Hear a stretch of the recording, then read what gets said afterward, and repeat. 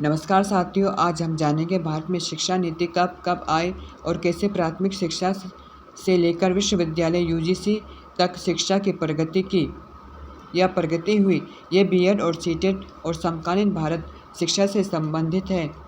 भारत की शिक्षा नीतियाँ, नेशनल एजुकेशनल पॉलिसीज़। पहली राष्ट्रीय शिक्षा नीति 1968। यह नीति कोठारी आयोग 1964 से 66 की सिफारिशों पर बनी।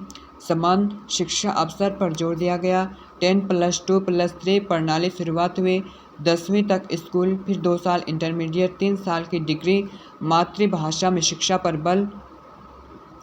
दूसरी शिक्षा नीति 1986 संशोधित 1992। इस नीति में महिला शिक्षा, पिछड़े वर्ग और बालिका शिक्षा पर विशेष ध्यान दिया गया। साक्षरता मिशन जैसे राष्ट्रीय साक्षर मिशन 1988 शुरू हुए। नवोदय विद्यालयों की स्थापना, शिक्षक प्रशिक्षण को मजबूती दी गई। नई शिक्षा नीति 2020 NEP 2020। लगभग 34 साल बाद नई शिक्षा नीति आई। इसमें 5+3+3+4 नई संरचना लागू हुई। मातृभाषा में शिक्षा को प्राथमिकता, कक्षा 5 तक। सभी के लिए शिक्षा और स्कूल से कॉलेज तक लचीलापन। एकेडमिक बैंक और क्रेडिट, स्किल डेवलपमेंट और डिजिटल शिक्षा को बढ़ावा।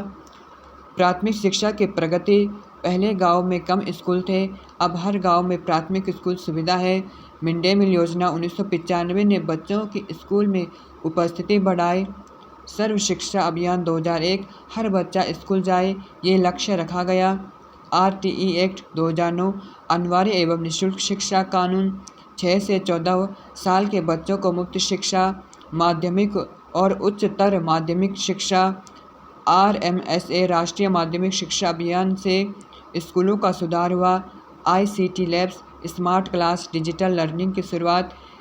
CBSE स्टेट बोर्ड्स के पाठ्यक्रम में बदलाव। NEP 2020 के अनुसार कला, विज्ञान, वाणिज्य बाध्यता समाप्त। उच्च शिक्षा की प्रगति, पहले कुछ विश्वविद्यालय थे, अब भारत में 1000+ विश्वविद्यालय और 45,000 कॉलेज हैं। NAAC, NIRF जैसे संस्थाएं गुणवत्ता सुनिश्चित करती हैं। IITS, IIMS, AIIMS जैसे उच्च स्तरीय संस्थानों की स्थापना। NEP 2020 के तहत 4 वर्षीय डिग्री कार्यक्रम। अंतर्राष्ट्रीय विश्वविद्यालयों की स्थापना, अनुमति। होलिस्टिक और बहुविषयक शिक्षा पर जोर। इसका निष्कर्ष है, भारत की शिक्षा नीति समय के साथ बदलती रही है। अब शिक्षा आधुनिक, समावेशी और तकनीकी रूप से सशक्त हो रही है। यह जरूरी है कि हम नई शिक्षा नीति को समझें और उसका सही प्रयोग करें।